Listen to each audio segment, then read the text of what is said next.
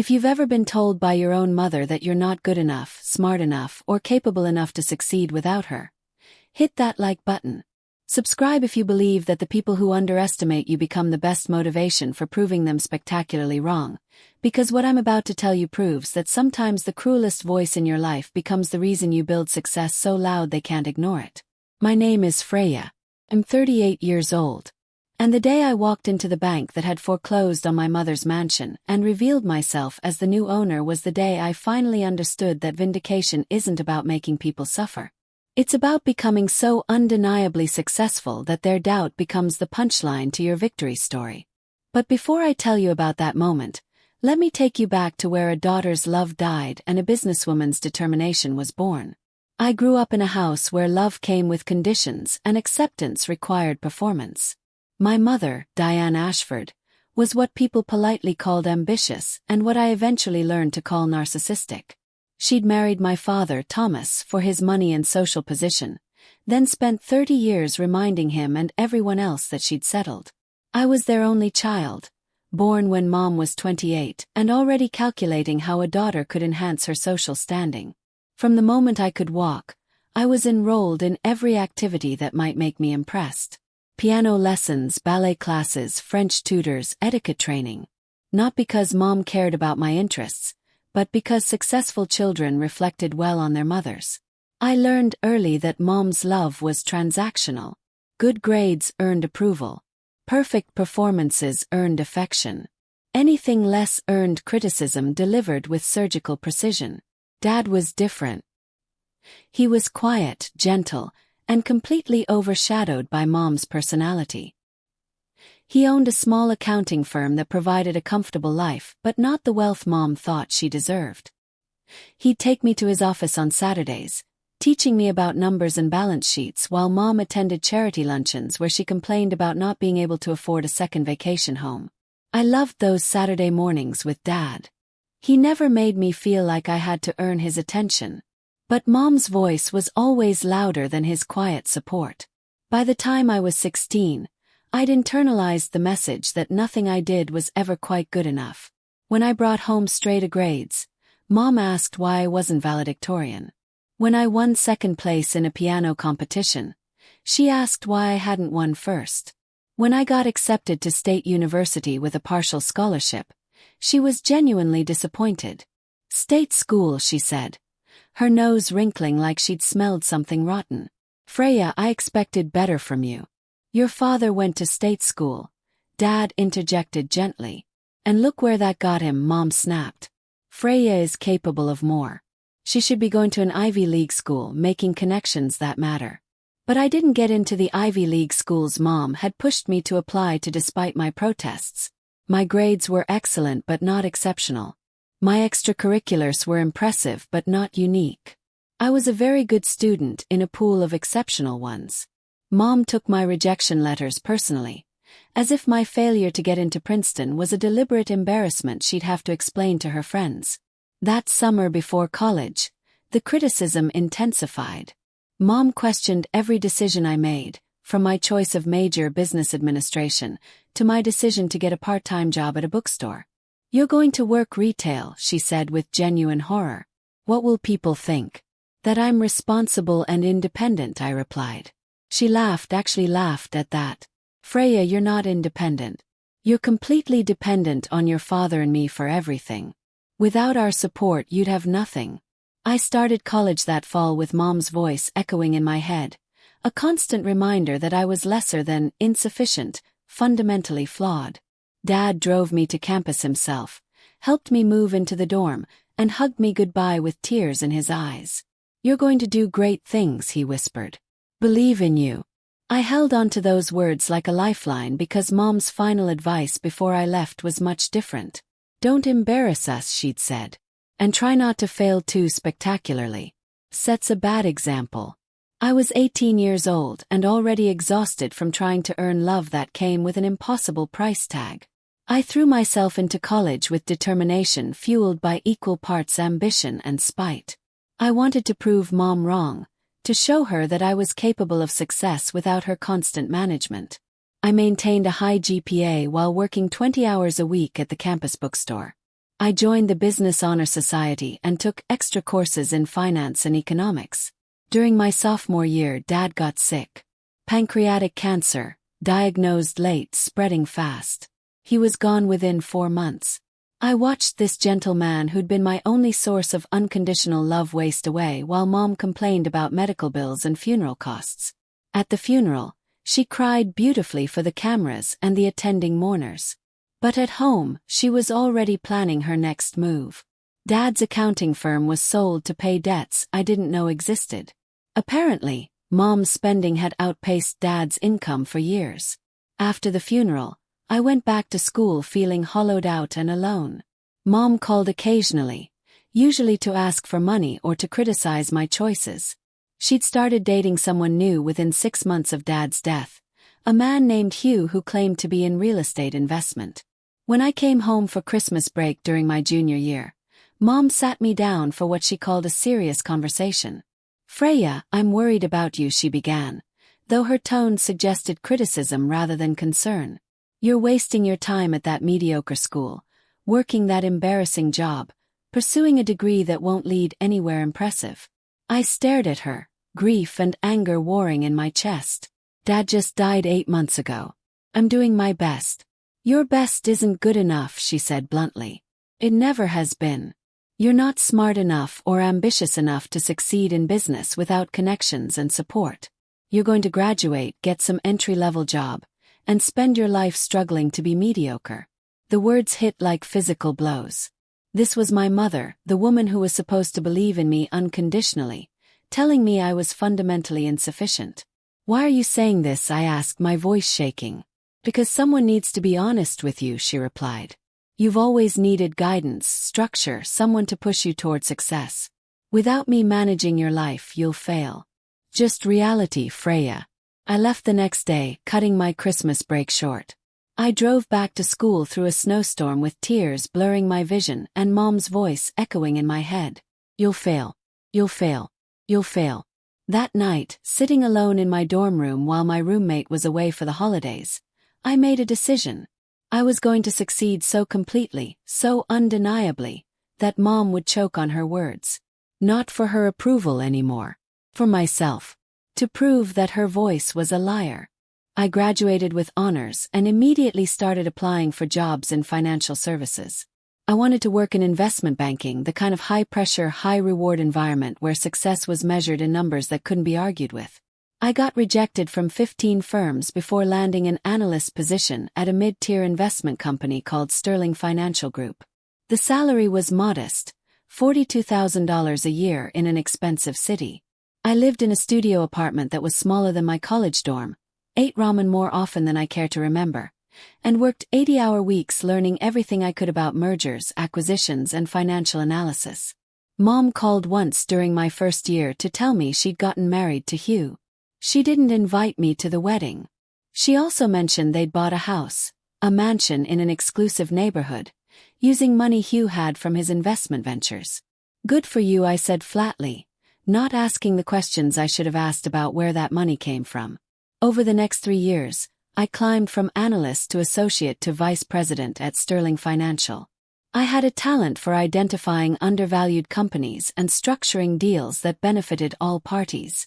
My reputation grew. Headhunters started calling with offers. By the time I was 28, I was making $200,000 a year and had been featured in a business magazine article about rising stars in finance. I sent Mom a copy of the article. She never acknowledged it. But I knew she'd seen it because her friend Pamela mentioned it at a chance encounter in a coffee shop, saying how surprised everyone was that I'd actually made something of myself. The backhanded compliment told me everything I needed to know about what Mom was saying about me to her social circle. When I was 30, I left Sterling Financial to start my own investment firm called Ashford Capital Management. I used my father's last name deliberately, a tribute to the parent who'd actually believed in me. Starting the firm required every dollar I'd saved plus a significant loan. The first 2 years were terrifying.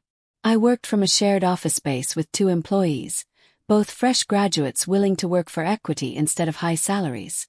We specialized in distressed asset acquisition, buying struggling companies, restructuring them, and either selling them for profit or building them into sustainable businesses. It was risky, exhausting work that required constant fundraising and client management. But I was good at it. Really good. By year 3, Ashford Capital Management had grown to 15 employees and had successfully turned around 8 companies. By year 5, we'd done 30 deals and I'd personally made my first million in profit. I was 33 years old, financially successful beyond anything I'd imagined, and still haunted by Mom's voice telling me I'd fail without her. I'd proven her wrong by every objective measure. But vindication felt hollow because she'd never acknowledged my success, never admitted she'd been wrong, never apologized for the years of criticism that had nearly broken me. Then everything changed. I got a call from a lawyer named Tobias representing Mom and Hugh. "Miss Ashford," he began formally, "I'm calling regarding your mother's financial situation. There's been a significant problem." Hugh, it turned out, hadn't been a real estate investor. He'd been running a Ponzi scheme, taking money from investors with promises of high returns and using new investments to pay old ones. The house of cards had collapsed. Hugh was facing federal charges. And every asset he and Mom owned, including their mansion, was being seized to pay back defrauded investors. "Your mother is facing foreclosure," Tobias continued. "The bank that holds the mortgage, Grandview Community Bank, has initiated proceedings. She'll lose everything within 90 days unless the debt is paid in full." The amount owed was $350,000, years of missed payments and accumulated interest. "Why are you telling me this?" I asked, though I already knew. "Your mother was hoping you might be able to help," Tobias said carefully. "Perhaps a loan or financial assistance given your success." I sat in silence, processing the audacity. Mom, who'd told me I'd never succeed, who'd cut me out of her life unless she needed something, was now asking for my money to save her from the consequences of her own poor choices. "What did she say exactly?" I asked. Tobias hesitated. "She said that despite your complicated relationship, family should help family, and that you owed her for raising you." I almost laughed. "Tell my mother I'll think about it," I said, and hung up.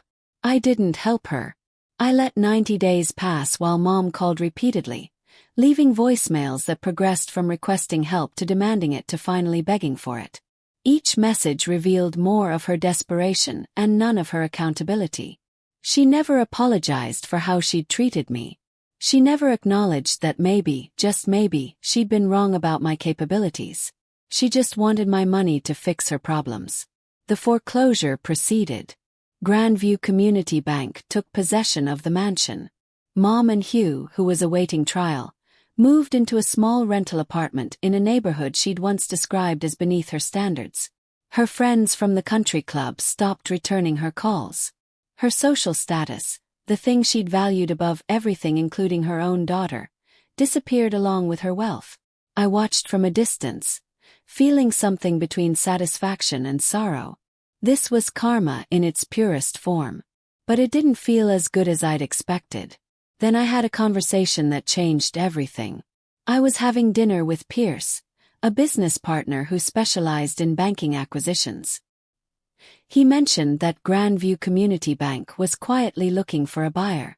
They'd overextended on risky loans, the board was fighting internally, and they needed capital injection or a complete buyout. "What's their asking price?" I asked casually. $15 million for full acquisition, Pierce said.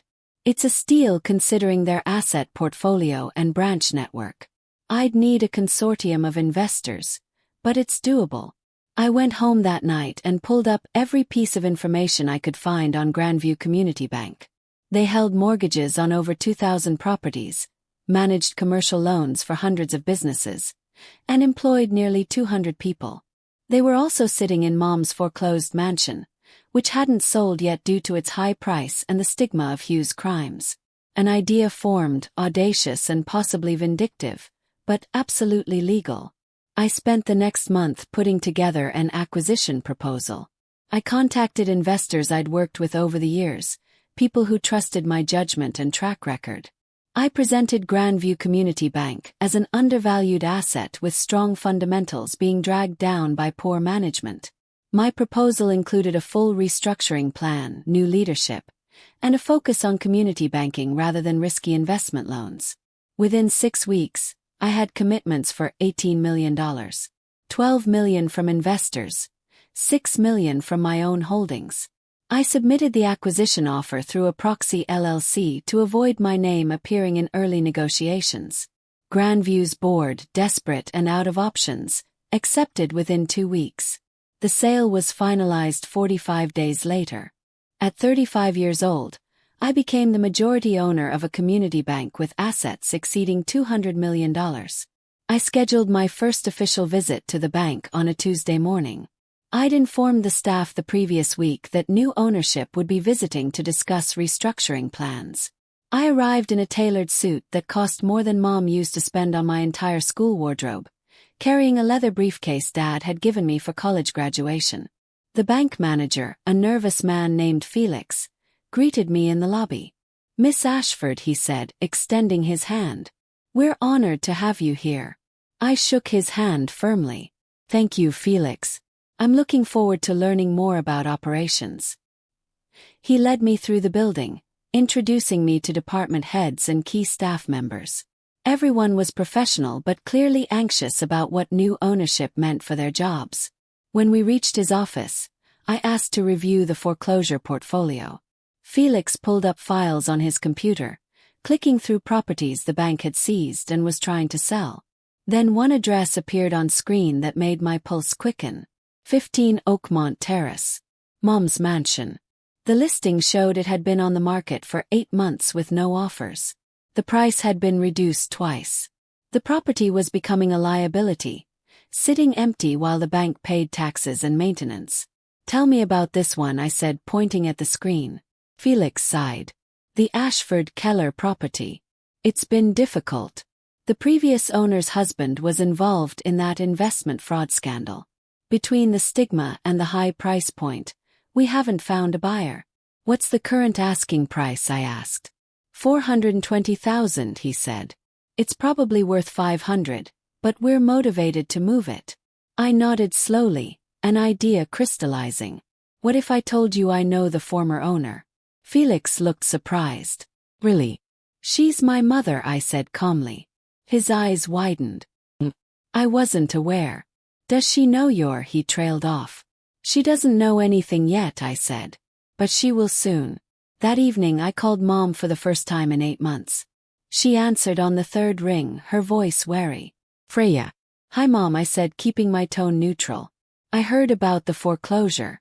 I'm sorry that happened." There was a long pause. Then Mom's voice came back, harder. "Are you calling to gloat?" "No," I said honestly. "I'm calling to talk. We should meet." "Why?" she asked suspiciously. "Because I have some information you'll want to hear," I replied. "Meet me tomorrow at the Riverside Cafe at 2. Mom showed up 15 minutes late. A power play she'd probably planned. She looked older than I remembered, her carefully maintained appearance showing cracks around the edges. The designer clothes were still there, but they hung differently on her thinner frame. We ordered coffee in silence. Then Mom spoke first. "If you're here to lecture me, you can save it. I've heard enough from everyone else about my mistakes." "I'm not here to lecture," I said. "I'm here to tell you that I bought Grandview Community Bank." The color drained from her face. "I own the bank that foreclosed your house," I continued calmly. "I finalized the acquisition 2 weeks ago. I'm the majority owner." Mom stared at me like I'd grown a second head. "Why would you do that?" "'Cause I could," I said simply. "Because I built a successful investment firm from nothing. Because I proved every single thing you said about me was wrong." I watched her process this information, her face cycling through shock, disbelief, and finally something that might have been fear. "So what now?" she asked, her voice small. "Are you going to make sure I never get another loan? Are you going to ruin me financially?" "Could," I said honestly. "But I'm not going to." Mom looked confused. "Then why tell me this? Why meet with me at all?" "'Cause I wanted you to know," I said, leaning forward. "I wanted you to see what I built without your help, despite your constant criticism, in spite of your conviction that I'd fail. You told me I'd never be successful without you. But I am successful, Mom. More successful than you ever were or will be. And I did it alone. Tears formed in Mom's eyes, though I couldn't tell if they were genuine emotion or manipulation. Freya, she started. I'm not done, I interrupted. I'm going to sell you back your house. The original mortgage amount was $350,000. I'll sell it to you for $200,000, basically what's owed after accounting for Hugh's debts. You'll have 5 years to pay it back with 0 interest. It's more generosity than you deserve, but it's what Dad would have wanted me to do. Mom's mouth opened and closed without sound. Why would you help me after everything I said and did? Because I'm not you, I said quietly. I don't measure love by conditions or treat relationships as transactions. I'm helping you because despite everything, you're still my mother. And because proving you wrong isn't about making you suffer. It's about showing you that your voice, your doubts, your criticisms, they didn't define me. They just motivated me. Mom sat there crying silently while other cafe patrons glanced over with concern. I signaled the waiter for the check. There's one condition, I added. You'll sign a formal agreement acknowledging the loan and the terms. And you'll write me a letter, a real letter, where you acknowledge what you said to me, how it was wrong, and how my success happened despite your lack of support, not because of it. I don't need your approval anymore, Mom. But I do need your honesty. She nodded wordlessly. The agreement was drawn up by lawyers the following week. Mom signed it along with a 3-page letter that was probably the most honest thing she'd ever written to me. She acknowledged her narcissism, her toxic criticism, her failure as a mother to provide unconditional support. She admitted she'd projected her own insecurities onto me and used my perceived failures to make herself feel superior. She apologized, truly apologized, for the damage she'd caused. Reading that letter in my office, I felt something inside me finally release. A tension I'd carried since childhood, a need for her approval that had driven me to exhaustion, quietly disappeared. I didn't forgive her completely.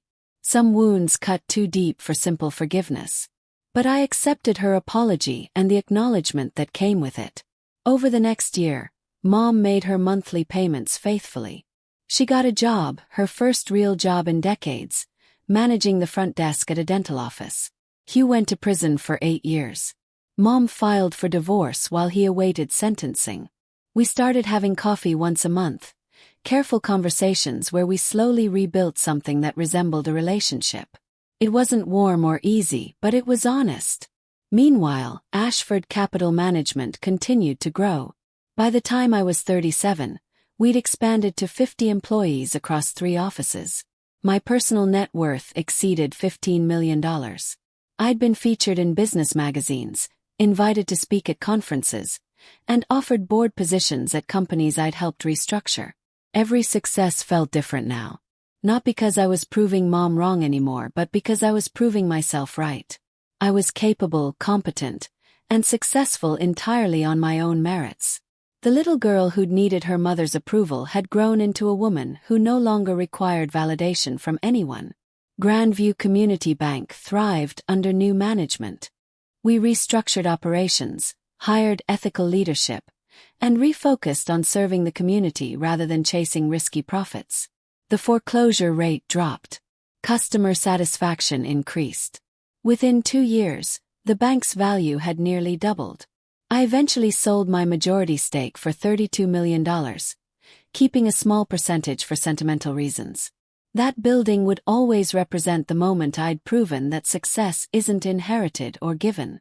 It's built by people who refuse to accept other people's limitations as their own truth. Last month, Mom made her final payment on the house. She called me from the bank, her voice shaky with emotion. I just signed the papers, she said. The house is really mine again. Congratulations, I said genuinely. Thank you, Freya, she said quietly. Not just for the loan. For everything. For being better than I was. For succeeding in spite of me. For showing me what real strength looks like. We're still not close. Probably never will be in the way mothers and daughters should be. But we're honest with each other now, and that's something. Looking back, I understand that Mom's cruelty came from her own insecurity and unhappiness. Hurt people, as the saying goes. But understanding doesn't excuse, and healing doesn't mean forgetting. The scars she left taught me valuable lessons about resilience, self-reliance, and the danger of seeking validation from people incapable of giving it. Today, Ashford Capital Management is valued at over $70 million. I've built something lasting and meaningful that bears my father's name and honors his memory. I mentor young women in finance, especially those from difficult backgrounds, showing them that your family's doubt doesn't determine your destiny. And sometimes late at night in my office, I look at that framed business magazine article, the one Mom never acknowledged, and I smile. Not because I proved her wrong, though I did, but because I proved myself right. I was always capable of success. I just needed to stop listening to the voices that said I wasn't and start trusting the one that said I was. If this story resonated with you, hit that like button.